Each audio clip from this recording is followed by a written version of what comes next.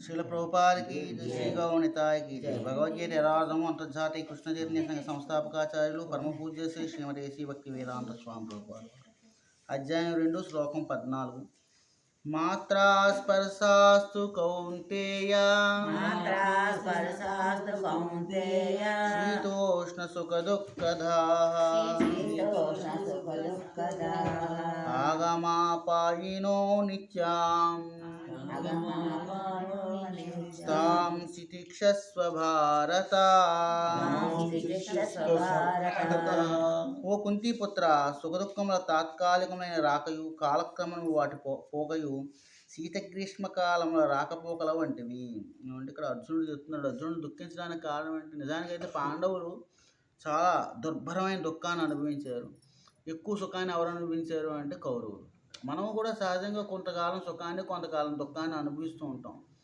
మరి ఈ సుఖ దుఃఖాలు ఎలాంటివి అంటే పాండవుల్ని ధర్మరాజుని నిందిస్తూ ఉండేవారు అన్నమాట. అంటే నీ వల్లనే ఇన్ని కష్టాలు వచ్చాయని చెప్పి. ఏ కారణం వల్ల అయినప్పటికీ కష్టం వచ్చినప్పుడు కూడా శాశ్వతమైంది కాదు, అలాగే సుఖం ఉన్నప్పటికీ కూడా అది శాశ్వతమైంది కాదు. దుర్యోధనాదులు చాలా సుఖాన్ని పొందారు, అంత్యంలో చాలా దుఃఖాన్ని పొందారు అన్నమాట. అంటే అంత్యకాలంలో చనిపోయే సమయంలో దుర్యోధనుడు చాలా కాలం జీవించున్నాడు. మహాభారత యుద్ధంలో దెబ్బ తగలగానే చనిపోయినవాడు కాదు. దెబ్బ తగిలిన తర్వాత చాలా కాలం జీవించున్నాడు. ఆయన యొక్క శరీర అంగాలన్నీ కూడా శిథిలమైపోయి ఒక్కొక్క అవయవం పాడైపోతున్నప్పటికీ కూడా అతను బ్రతికే ఉన్నాడు. చుట్టుపక్కల తోడేళ్ళు అవి వచ్చి అతను పీకు తినడానికి వస్తూ ఉండేవి అనమాట. అలా వస్తున్నప్పుడు వాటిని తగులుకుంటూ జీవితాన్ని గడిపాడు ఆయన. ఆ స్థితిలో ఉన్నటువంటి ఆ రాజుని చూసే అశ్వత్థామకు చాలా బాధ, కోపం రెండూ వస్తాయన్నమాట. కాబట్టి ఇది మనం గుర్తుంచుకోవాల్సిన, సుఖం శాశ్వతంగా ఉండదు, దుఃఖం శాశ్వతంగా ఉండదు. కాబట్టి ఇక్కడ మనం దేనికోసం వచ్చాము? మనం భగవద్ధామానికి తిరిగి వెళ్ళడం కోసం ఈ శరీరం ఇవ్వబడింది. కాబట్టి సుఖ దుఃఖాలకు వెరవకుండా మనం కృష్ణుని పట్టుకోవడం అనేది ఏదైతే ఉందో అది స్థిరంగా ఉండాలి. కాబట్టి ఇక్కడ తాత్కాలిక దీనికి ఉదాహరణ చెప్పారు శ్రీకృష్ణ భగవానుడు. శీత గ్రీష్మ కాలం లాంటివి. శీతాకాలం వచ్చినప్పుడు మనం చాలా బాధపడతాం, అయ్యో ఎంత చలండి అని చెప్పేసి. అలాగే వేసవకాలం, నా జీవితంలో ఇంత ఎండని నేను ఎప్పుడు చూడలేదంటాం. ఆ చలిని ఎండని మళ్ళీ ఎప్పుడెప్పుడు చూస్తాం? ప్రతి సంవత్సరం కాలం మారినప్పుడల్లా చూస్తూనే ఉంటాం. కానీ మళ్ళీ మనం కొత్తగా ఫీల్ అవుతూ ఉంటాం, ఇంత ఎండ కానీ ఇంత చలి కానీ నేను ఎప్పుడు ఫీల్ అవ్వలేదని. సో మన దుఃఖం కూడా ఎప్పుడు ఎలా ఉంటుంది?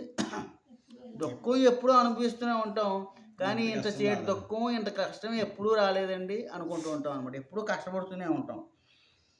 ఓ భరతవంశీయుడా, అవి ఇంద్రియానుభూతి చేత కలుగును. మరి ఈ రెండు ఎలా వస్తున్నాయి? ఇంద్రియాల యొక్క అనుభూతం వలన కలుగుతూ ఉంటాయి. ఇంద్రియాలు ఎప్పుడు కూడా సుఖాన్ని కాంక్షిస్తూ ఉంటాయి. సుఖం ఎలా అంటే దానికి సరిపడా ఉంటే సుఖం.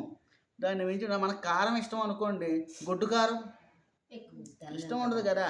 హాట్ నాకు ఇష్టం, హాట్ అంటే సరిపడా. అలాగే తీపి ఇష్టం, ఎంత తీపి సరిపడా తీపి ఉంటే అది పెరిగినా తగ్గినా దాని యొక్క స్వభావం తగ్గిపోతుంది అన్నమాట. అలాగే మనకి చల్లదనం కావాలి, వేడి కావాలి. ఇది పెరుగుతూ ఉండదు, ఎప్పుడూ మనకు సరిపడ్డా జరగదు. అది తీవ్రం అవుతూ ఉంటుంది, కొన్ని సందర్భాల్లో స్వల్పం అవుతూ ఉంటుంది. కాబట్టి దీన్ని ఈ రెండింటి కారణంగా మన ఇంద్రియాల వలనే సుఖాన్ని దుఃఖాన్ని పొందుతూ ఉన్నాము. ఓ భరతవంశీయుడా, ఇవి ఇంద్రియానుభూతి చేత కలుగును. మానవుడు కలత చెందక తప్పక వాటిని సహించును అభ్యసింపవలను. కృష్ణుడు భగవద్గీతలో చాలా ప్రధానమైన సూత్రాన్ని చెప్తున్నారు. ఏమిటది? కలత చెందక సహించవలను. మనం కష్టం వస్తే కష్టాన్ని తగ్గించుకోవడం కోసం అనేక ప్రయత్నాలు చేస్తాం. మన కాలం అంతా అక్కడ వృధా చేస్తూ ఉంటాం. కానీ నువ్వు సహించు. ఇది ఇప్పుడే కాదు, మళ్ళీ వస్తూ ఉంటుంది.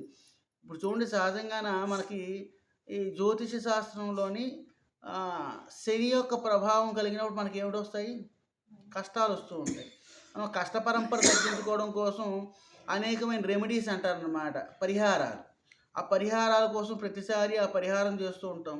ఆ పరిహారం వల్ల మనకి దాని యొక్క ప్రభావం తగ్గి కొంచెం సహజంగా అవుతుందన్నమాట. కానీ మళ్ళీ ఆ గ్రహ ప్రభావం మళ్ళీ వస్తుందా రాదా? మళ్ళీ వస్తుంది. ప్రతిసారి నువ్వు పరిహారం కోసం ప్రయత్నం చేస్తూ ఉంటావు, కానీ దాని ప్రభావం మాత్రం పూర్తిగా శాశ్వతంగా పోదన్నమాట. కాబట్టి మనం ఇక్కడ ఏం చేయాలి అంటే కాలం ద్వారా, కర్మ ద్వారా ఇవ్వబడింది ప్రతిదాన్ని సహించాలి. అలా సహించినట్టయితే మనం దుఃఖం, మరింత దుఃఖం, ఆ ఇంద్రియ దుఃఖమే కాదు మానసిక దుఃఖాన్ని కూడా మనం అనుభవిస్తూ ఉంటాం. హరే కృష్ణ. హరే గోపాలకి జయ.